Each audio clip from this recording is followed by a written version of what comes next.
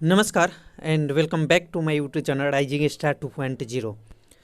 दोस्तों, अगर आप BRAB यूनिवर्सिटी मुजफ्फरपुर से पीजी एडमिशन सत्र 2023 से 25 के लिए फॉर्म अप्लाई किया है एडमिशन के लिए प्रथम सेमेस्टर में या नहीं किया है, आप सभी छात्रों के लिए वीडियो इम्पोर्टेंट है, क्योंकि यूनिवर्सिटी के तरफ से सभी छात्रों के एडमिशन को लेकर के नोटिस जारी की गई है। और ये जो अब एडमिशन होगी ये स्पॉट एडमिशन के तहत होगी।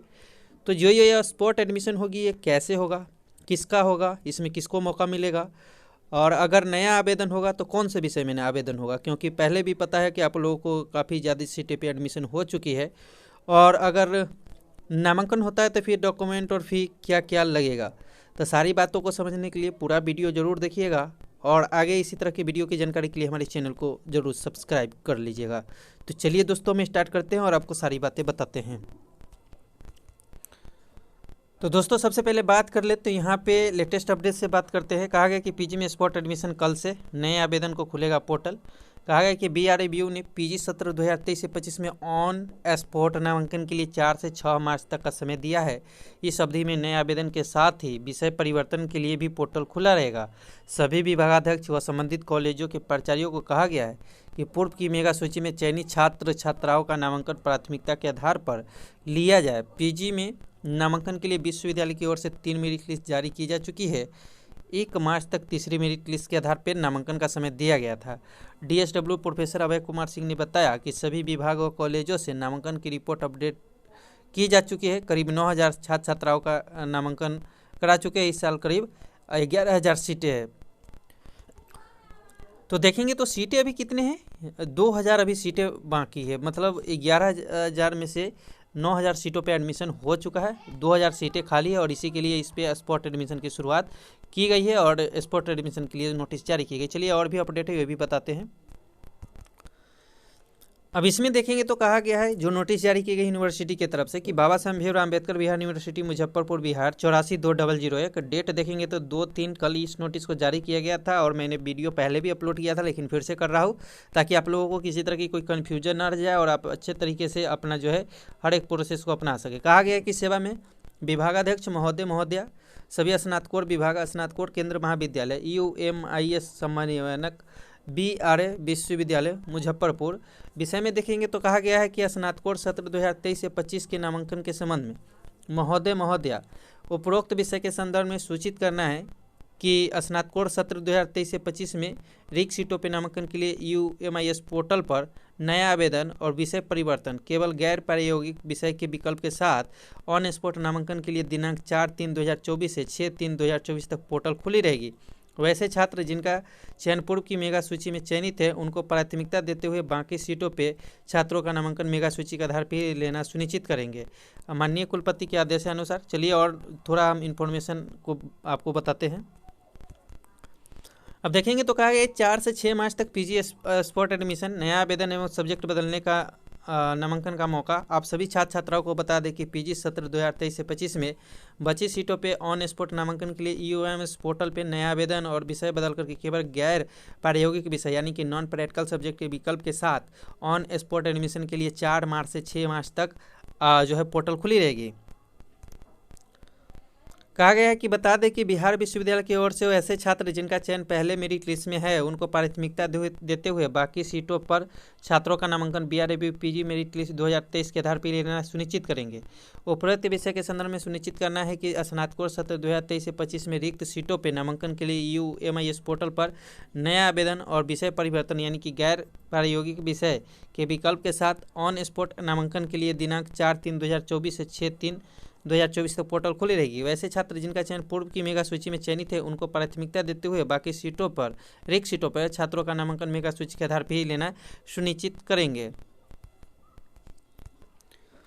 वैसे दोस्तों बता दें कि जिनका एडमिशन हो चुका है उन सभी छात्रों का जो है क्लास स्टार्ट हो चुका है। देखेंगे तो यहाँ पे कहा गया कि नए सत्र में नामांकित विद्यार्थियों के लिए कक्षा संचालन शुरू। विश्वविद्यालय के विभिन्न पीजी विभाग और कॉलेजों में पीजी सत्र 2023 से 25 में नामांकित स्टूडेंट के लिए कक्षाओं का संचालन शुरू कर दिया गया है। अध्यक्ष छात्र कल्याण ने बताया कि इसकी अधिसूचना जारी कर सभी विभागाध्यक्ष और कॉलेजों के प्राचार्यों को कहा गया है कि वे नियमित रूप से कक्षाएं संचालित कराएं। इस सत्र की परीक्षा निर्धारित समय पर होगी। अब देखिए, पहले तो ये समझिए कि नया जो आवेदन होगा कौन कौन से सब्जेक्ट में हो सकता है। तो देखिए, इसमें जो नया आवेदन होगा वो दर्शन शास्त्र, मैथिली, पर्शियन, उर्दू, बांग्ला, संस्कृत इन विषय में विद्यार्थी जो है नया आवेदन कर सकते हैं, क्योंकि आई थिंक कि इसी सभी जो है मतलब सब्जेक्ट में सीटें खाली है। ठीक है, क्योंकि बाकी तो 9000 सीटें अगर भर गई है तो आई थिंक 2000 सीटें हैं, तो इसी सब सब्जेक्ट में जो है जिसमें कम आवेदन हुए हैं उसी में आप आवेदन कर सकते हैं नया।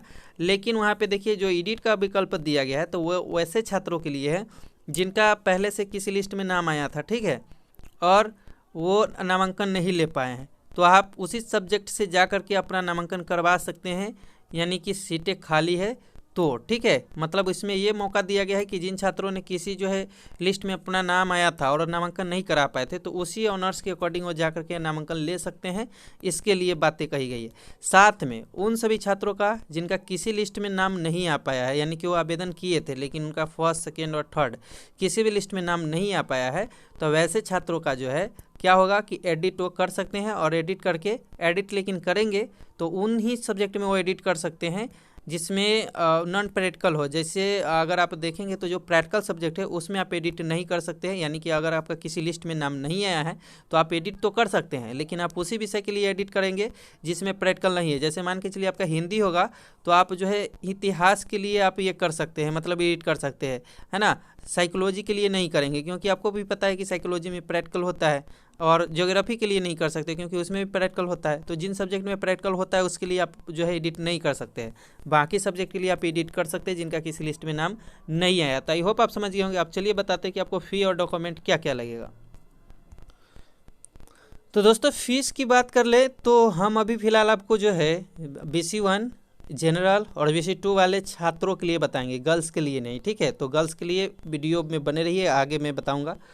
तो जिनका अगर प्रैक्टिकल सब्जेक्ट के अकॉर्डिंग होगा सब्जेक्ट, तो उन सभी छात्रों का जो है यहाँ पे जो पेमेंट लगने वाला है, टोटल जो पेमेंट लगने वाला है, अगर वो जनरल और BC2 के है तो उन्हें 360 रुपया देना पड़ेगा, ठीक है। और अदर यूनिवर्सिटी से अगर आप हैं तो फिर 3560 रुपया आपको लगेगा। वही BC1 के अगर आप हैं तो आपको 2910 लगेगा, और अदर यूनिवर्सिटी के है तो फिर आपको 3360 रुपया लगेगा। तो आई होप आप समझ गए होंगे।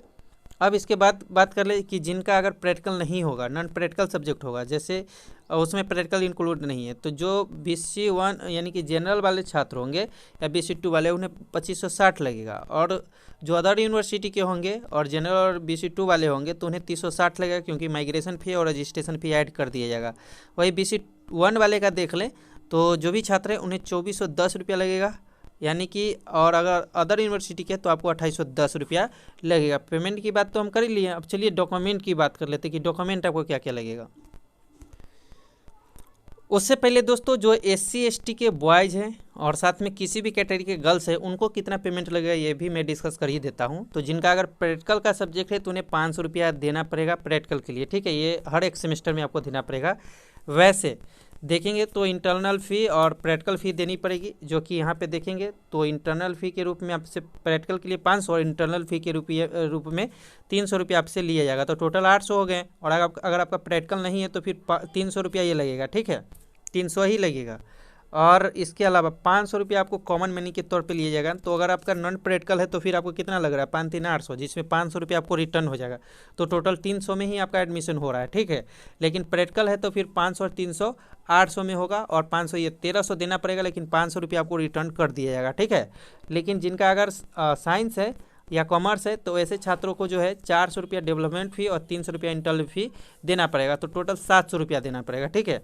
और बाकी जिनका 8 है उनको कितना लग रहा है, सिर्फ 300, और प्रैक्टिकल के साथ 800, क्योंकि 500 जो एक्स्ट्रा लिया जा रहा है वो रिटर्न हो जाएगा। और जिनका साइंस और कॉमर्स है उनका तो 4 और 3 700 रुपया, ठीक है। तो आई होप आप समझ गए होंगे। चलिए अब डॉक्यूमेंट की बात कर लेते हैं।